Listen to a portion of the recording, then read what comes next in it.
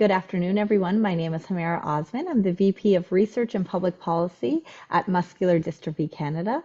On behalf of MDC and also the Canadian Neuromuscular Disease Registry, we welcome you to today's webinar. Today's webinar will be on really looking at what what measures are most meaningful, what really matters most to Canadians living with Duchenne muscular dystrophy, which is one neuromuscular condition that we cover. And today we have Dr. Jordan Chirico. Dr. Chirico is the lead for CNDR's Duchenne muscular dystrophy working group. He is also the medical director at the IWK for pediatric rehabilitation. And he has led this project and will present with you the opportunity for you to participate and help to, again, shape the measures and how we really track and look at meaningful benefits for potential treatments and how life with DMD looks in Canada. So over to you, Dr. Chirico. Thanks very much, Hermira. It's a pleasure to be here and chat about this area. It's an area that I have a lot of passion in terms of really trying to understand how it is that we measure well-being, health, and function across the lifespan with DMD. So we'll launch into what we have to present today. Hopefully by the end of the webinar, you'll be able to describe the purpose of a patient registry with a specific lens of the Canadian Neuromuscular Disease Registry, list what data we're currently collecting in the CNDR for Duchenne muscular dystrophy, describe the International Classification of Functioning Disability and Health Framework, or the ICF, and contribute to shaping the future of our DMD registry. So why have we launched this work around expanding and revising our Duchenne muscular dystrophy data set? Well, it's really around a timing issue in that, as most people tuning into this webinar are probably very well aware, there's a large drug development pipeline in the Duchenne space at this moment, which is really exciting opportunities that provide a lot of hope. And when we think about our role as a registry, we really also think about an opportunity to better be able to show the differences that therapies make and answer other important questions from the community. So we really wanted to think about how we can ensure that our registry in Duchenne is ready for these therapies coming to market. We talk about post-marketing surveillance. So once therapies or medications are available in Canada, how can we contribute meaningfully to understanding how those therapies are working in the real world?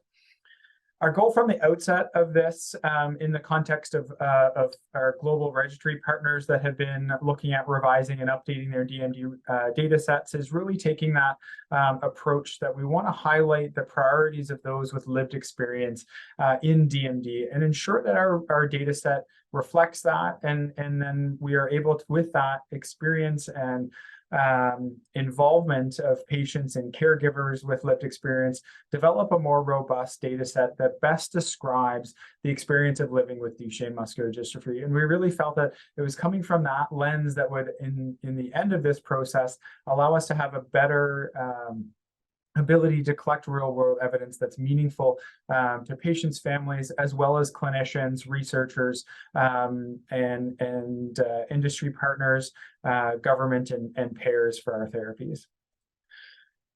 So if we think about what the CNDR is, and as an example of registries otherwise, the Canadian Neuromuscular Disease Registry was started back in 2011. It's based out of the University of Calgary as an academic registry. It's Canada-wide and pan-neuromuscular. So that we cover all neuromuscular conditions, and then a subset of those that we have expanded data sets on, Duchenne muscular dystrophy being one of those. And the aim has been to collect real-world information on patients living with neuromuscular conditions to facilitate research that benefits patients, families, and caregivers. And the registry has evolved over time from its inception to where we stand now. And I think we're at another time point of continued evolution, particularly as we have in Duchenne muscular dystrophy and spinal muscular atrophy and other disorders, novel therapies that are significantly changing the disease experience. So the role of the registry perhaps shifts over time. Some of the benefits that patients and families would be getting in terms of enrolling with the registry is around notification of clinical trials that a patient may qualify for. And that was really forming the basis of the registry at its inception, is how do we ensure that we're clinical trial ready in Canada? How can we get those opportunities out to patients and families? There are other scientific research opportunities to participate in that come through the CNDR, things like survey-based research, as well as how we can use the data that we have in the registry to help improve neuromuscular patient care in clinics across Canada. And how we can leverage that data in the registry to look at supporting research studies that look at disease causes, risk factors, progression, other therapies and adjuncts that are used in Canada, to tell that story of the experience living in Canada. If we take a snapshot of the cohort of Duchenne muscular dystrophy patients that we do have in the registry, the registry for DMD patients spans the lifespan. So our youngest registered patient is a year of age, our oldest is now 75. So we have quite an age span across the lifespan, which I think is really impressive in speaking to the participation of our adult and pediatric sites across Canada. The majority of patients, of course, are in the pediatric age groups. We have just under 400 patients with a Duchenne muscular dystrophy diagnosis, just under 100 with a Becker's diagnosis. And just 44% of Duchenne patients at this time in the registries are still ambulatory. They're still able to walk. And the vast majority of patients are on active treatment with corticosteroids. What we've done over the last year, 18 months, in looking at how we expand the data set, though, is understanding that we certainly don't have all patients or all boys across Canada captured in the registry. So we did ask our clinics to give us their estimate of the patients that they follow. And so you'll see here, if we look at our adult clinics, it's about a total of 237 adult patients with Duchenne muscular dystrophy. Across our pediatric clinics, that would be about 557. So we still would be missing some of our population across the Canada in our registry at this stage. And the more we can recruit to consent and register for the registry will give us more and more powerful data. Well, what are we currently collecting in the neuromuscular registry for Duchenne at this point has been a fairly straightforward and simple data set. And we certainly reflect on this knowing that there's a whole lot more that describes the experience of living with Duchenne muscular dystrophy, that we need to sort out how we capture that in a systematic way to better support our understanding of Duchenne muscular dystrophy in Canada, particularly with new therapies coming. So currently we collect information around diagnosis. So how is the diagnosis made? Molecular testing versus muscle biopsy, and what were the results of those?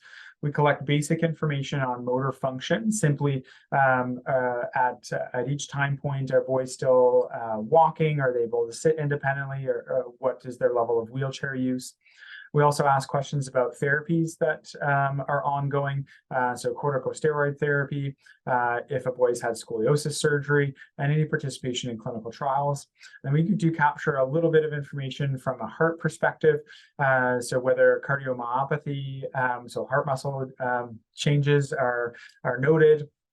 Medications specific to cardiac function are being taken, and what is the cardiac function based on either an echocardiogram or MRI study.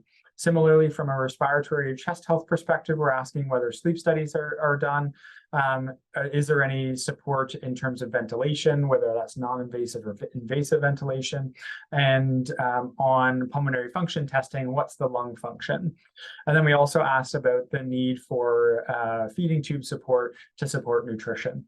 So fairly simple data set that we've used to this point in Duchenne. But starting to get some information around the different areas that we know and understand are impacted. So clearly wanting to look at how we can expand this to get more robust data to tell a bigger picture of how our patients across the country are functioning. So it was from this lens and from international work that was being done to expand and look at registry data sets. What is the information that we need to capture? And we wanted to take a bit of a step back at CNDR and kind of work from the place of, do we really understand what's important to measure? And from the context of all of the different folks that are interested and invested in this, and most critically, of course, patients and their families, do we have a really good understanding of what's important to all of these different groups to measure? And then from there, how can we measure those things? So in order to set the stage in terms of how we've approached this work, I want to back up and walk us through a little bit around a topic that is, we can talk about in terms of disability models. So helpful to understand where the health system, where social systems have come from over the past several decades in terms of understanding the experience of disability. And it's these types of models that really influence the frameworks that we can pull together when we're thinking about building clinical care models, when we're thinking about doing research, and certainly from the perspective of how we're organizing data sets at a registry level. So when we think about disability, that's obviously a complex term. And what is disability? This is perhaps one definition that may resonate with some folks, where we may say that a disability is a feature of the person that's caused by a disease, trauma, or other health condition that requires medical care provided in the form of individual treatment by professionals. And I would refer to this as a medical model of disability or a biological model of disability. And this has been a predominant model of thinking about disability through health systems dating back many, many decades. And it's really thinking about from the perspective of we identify a pathologic condition of a part of an organ system or a body system, for example, weakness in a muscle. And it's that condition or disease that leads to an impairment. And when we think about that, that's any loss or abnormality, psychological or physical or anatomical structure or functioning. Then that impairment directly leads to disability, which in this context is any restriction or lack of ability because of that impairment. And it's that disability that leads to handicap, or the construct where we think about a disadvantage of a given individual resulting directly from their impairment or disability. This medical model or biologic model of disability is really person-centric. And it focuses on fixing impairments. And it's that linear relationship. You have a problem that leads to that disability and handicap. And it really focuses on the individual's impairments, their functional limitations, and that really is what defines their disability and their experience. Importantly, it ignores and minimizes sociocultural features that lead to handicap.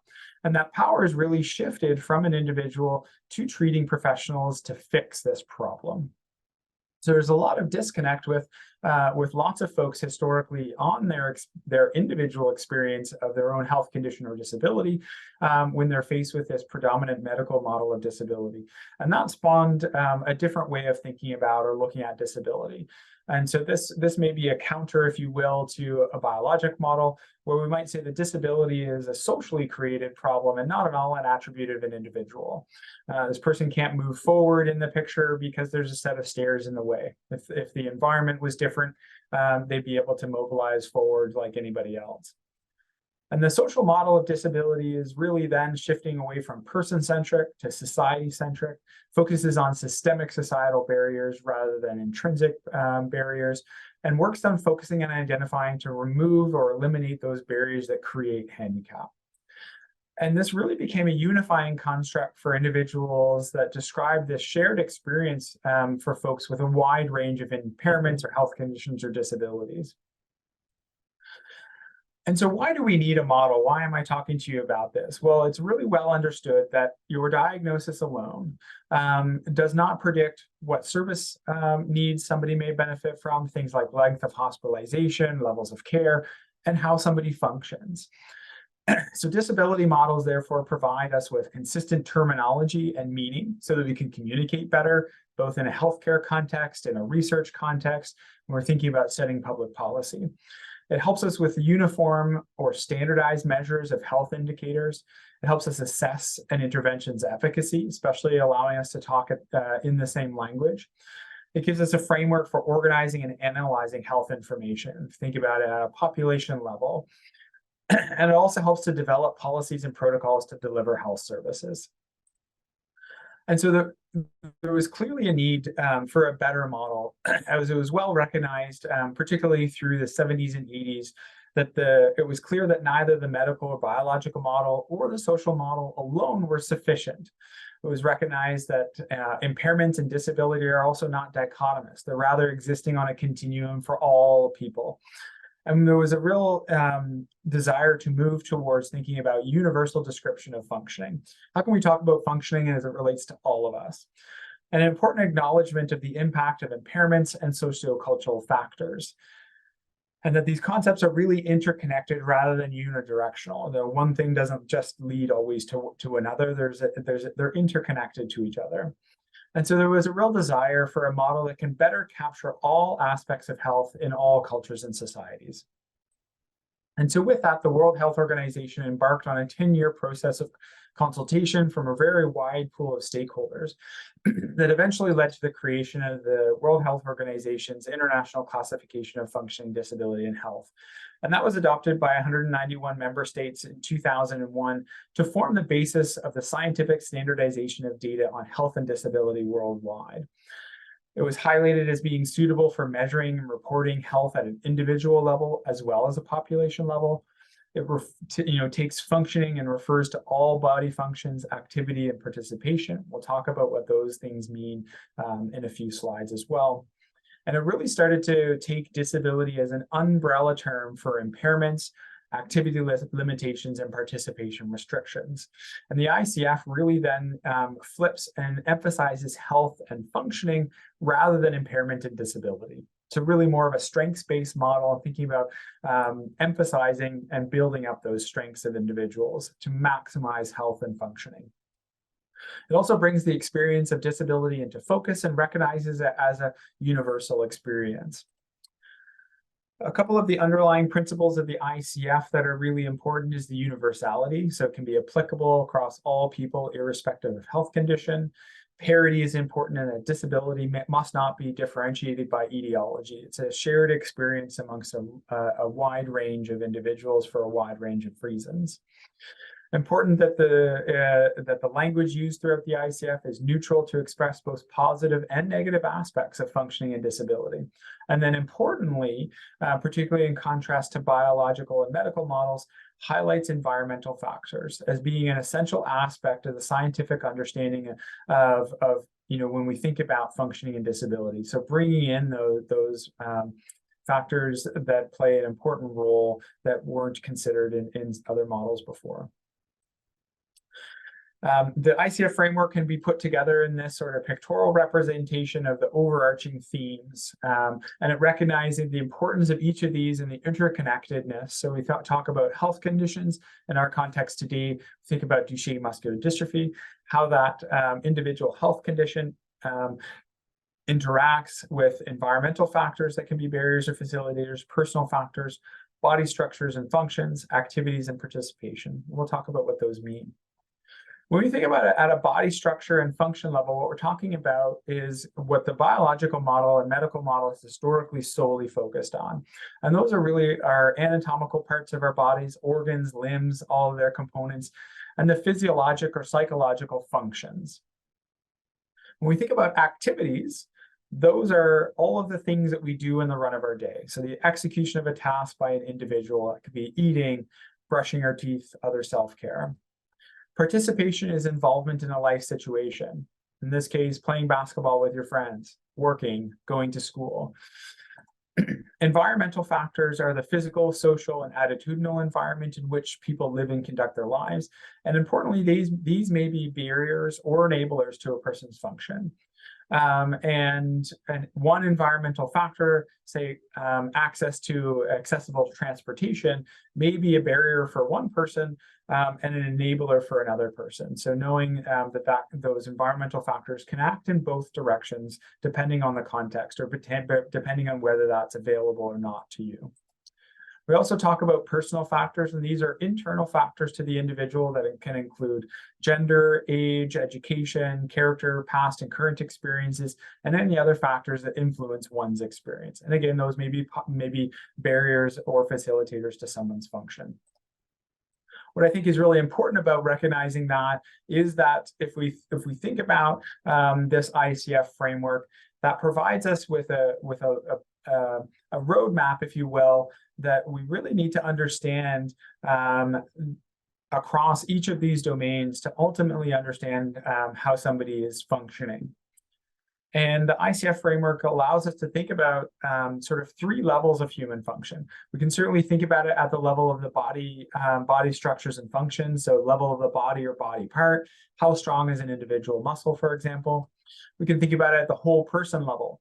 How is your walking? Do you have restrictions, limitations in your walking ability, and how does that influence your function? So that's sort of a whole person way to think about human function.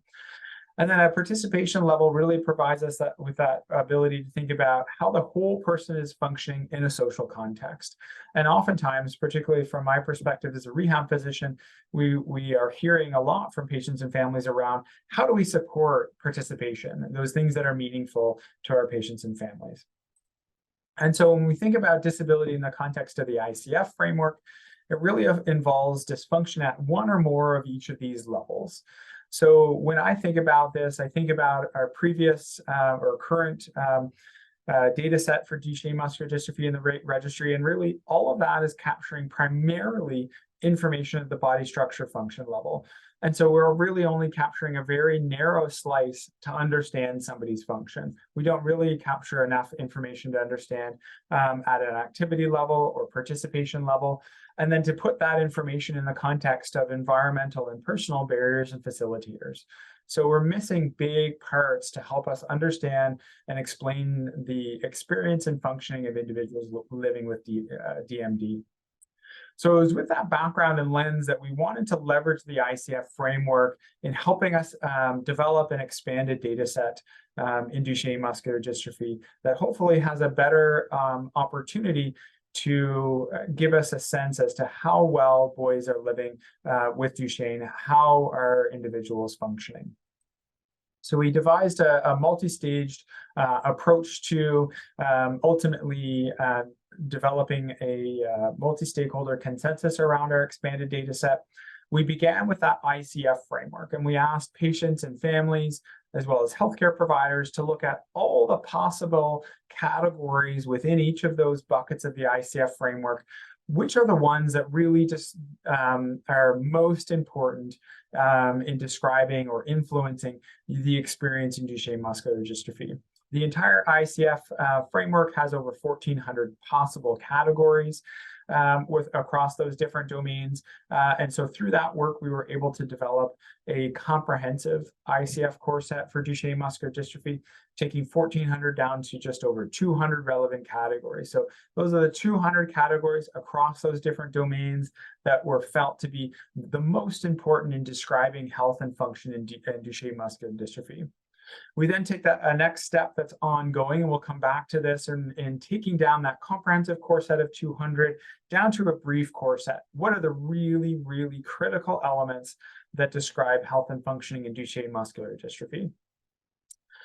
Alongside that work, we've been trying to do a rapid review of the literature to have a better understanding of what are the tools or outcome measures that are used in Duchenne muscular dystrophy or perhaps other childhood onset disability that may help us fill in the gaps a bit with what we haven't been measuring. And that work is ongoing over the next, hopefully wrapping that up over the next month or so. We also wanted to get a really good sense and understanding across our sites, CNDR sites in Canada, what are clinicians doing right now to help follow and guide the management of their patients living with DMD. So we set a survey out to all of our sites looking at how many patients they're seeing, how they're following those patients, and what measures are they using in their clinics right now to help guide their clinical practice, and a bit around what barriers are they facing in employing those outcome measures, or what's going really well. Over the next couple of months, we're then pulling all of that information together to bring folks with a variety of backgrounds, healthcare providers, patients and families, hearing from industry, hearing from health regulatory agencies, payers for therapies, to have a good sense in terms of what resonates with everybody. Ultimately, really bringing together that core group of healthcare providers, patients and families, to sift through all this information that we've collected and land on an expanded data set that we can use in the CNDR for Duchenne muscular dystrophy. And with that work, we expect there will probably be some ongoing revision of that as we test some of the expanded data set elements, and we start to understand how we best use that. What tools do we need to be giving our clinicians across the country? And this is where we bring it to your involvement. As I said, we really want to make sure that we're highlighting patients and families with lived experience in Duchenne muscular dystrophy to really give us a rich sense as to what you feel is most important to measure across those ICF categories that will really help us describe what it is to live with Duchenne muscular dystrophy. I think it's a critical step to make sure that we're really understanding what we need to measure. And with that solid understanding, then we're able to have a good, robust discussions around how are we going to measure those things? What are the tools that we have available that can help us measure those priority areas that we've identified? So we still have ongoing work to develop what we call the ICF brief core set in Duchenne muscular dystrophy. So that's taking those 200 plus categories that were identified by healthcare providers, patients, and families, and ranking those in each of those domains. What are the most important ones? And we structure that to get you to think about from the perspective of non-ambulatory patients and the perspective of ambulatory patients. So I'd invite you to use the QR code links to those surveys and participate. Share your perspective on what are the most important categories that we're really wanting to focus on. Then how do we measure those? What outcome measures will allow us to really, in a robust way, assess and follow those categories that are most important to describe what it is to live with Duchenne muscular dystrophy. So with that, I want to thank you very much for your attention. We're really excited about the opportunity that we have going forward in Duchenne muscular dystrophy around really building a data set that allows us to answer some of these really important questions moving forward. And it's really with the participation over the last 12 to 18 months of some amazing patients and families that have contributed to this work that has gotten us to this point. And we're grateful at the CNDR for the involvement of patients and families. And I know we can do more as we continue forward together. So thank you very much.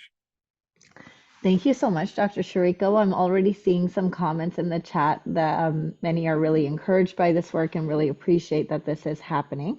There are a few questions that, if you're okay, if I can read them out loud. One is actually hot off the press. I see two questions about this. So hot off the press in that there were the first or top line results revealed for Sarepta's gene therapy, whereby the primary endpoint, which I believe was the North Star, was not met, but secondary endpoints were met. And the question is whether work related to this shaping the DMD data set could help to inform industry partners in what endpoints they select for clinical trials. Yeah, it's a really great question, and I just saw the release yesterday of those top line results as well, which is really interesting. And there's been lots of discussion, from the CNDR perspective, as well as global registries we've had the opportunity to connect with. And I think there's a really fairly consistent message from healthcare providers and registries. And I think that's also reflected from what we hear from patients and families, is that single outcome measures are not going to be able to tell the story in Duchenne muscular dystrophy, and really looking at how we pull all of this different information together. And we recognize there's a really important responsibility that we're having robust conversations and partnering with industry to share that knowledge and perspective, and so that can be sometimes challenging. Industry has a really important role, and healthcare providers have a role, but we do need to figure out ways to work well together, recognizing those potential areas of conflict of interest, so that we are working together in a shared way. And I think there's an openness. I felt an openness from industry in hearing those things, and I think we've been really purposeful at the registry level and with global partners on trying to share that perspective and knowledge, that we really need to make sure that we are using the outcome measures, and a group of outcome measures that really are telling the story of what it's like to live with Duchenne muscular dystrophy, what is important to patients and families, what's important to clinicians, and that really needs to be heard well by industry. I think that's ongoing work, of course, but I think there's some positive signals with that as we move forward. Thank you. The next question here is from a parent with a young adult affected by Duchenne. And the question is whether there will be more outcome measures that can grow with the child or grow with this young adult. And so really what's being shared in this personal reflection is that different outcome measures were used, and it was hard to tell how the disease was progressing, how to compare the results, especially now in adult clinics compared to in pediatric centers. Yeah, you raise a really excellent point, and I think one that we all struggle with. And it's a bit of a push and pull. When you create an outcome measure, you're often thinking about it from a very specific perspective. And there aren't a lot of outcome measures that do a good job at measuring change in a condition that changes significantly over the lifetime. It's a really critical piece. I think where we stand at this stage, knowing that there's very limited outcome measures that really do span the lifespan, that's where we can leverage composite measures. And so I think that's a question that we have ongoing when we think about, we know we need to measure, motor function, for example, but also in the context of how you are managing in your daily lives, how you're moving, how you're participating. How do we blend those together better so that we do understand how somebody's functioning over the lifetime, how we can go from one outcome measure that looks at mobility to another when the means or how you mobilize changes over time? I think we have a real gap in understanding the adult experience in Duchenne muscular dystrophy really well.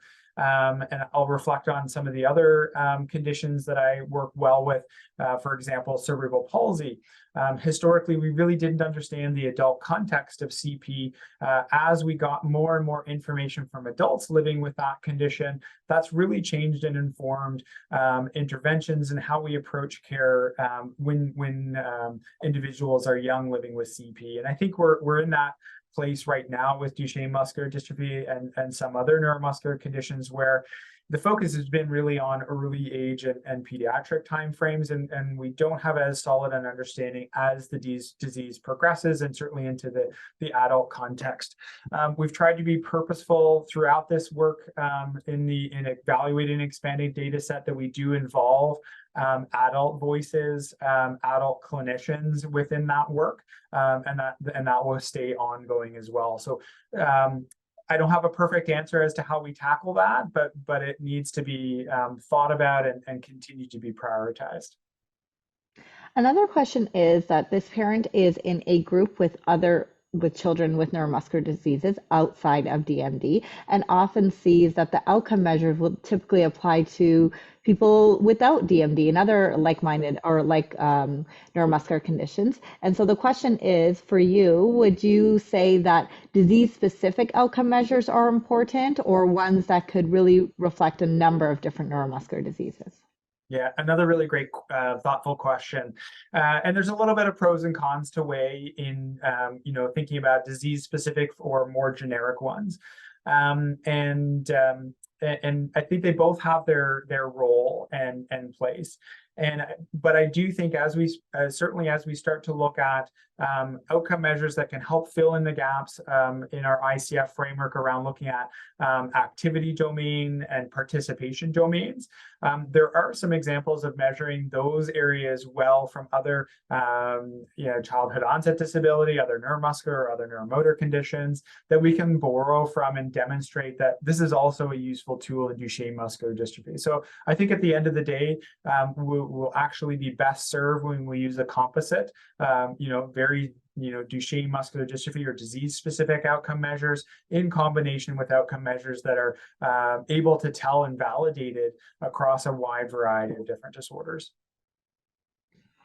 Great. Just another question here, which is to say that often families and young adults are seeing their clinicians 1 to 2 times per year, and they feel like the outcome measures that can be responded if potentially by educators or by the parent or by the young adult or teen with DMD would likely be more insightful than outside of a simple clinical assessment. And the timing could also pick up on some changes that happen in between appointments as well.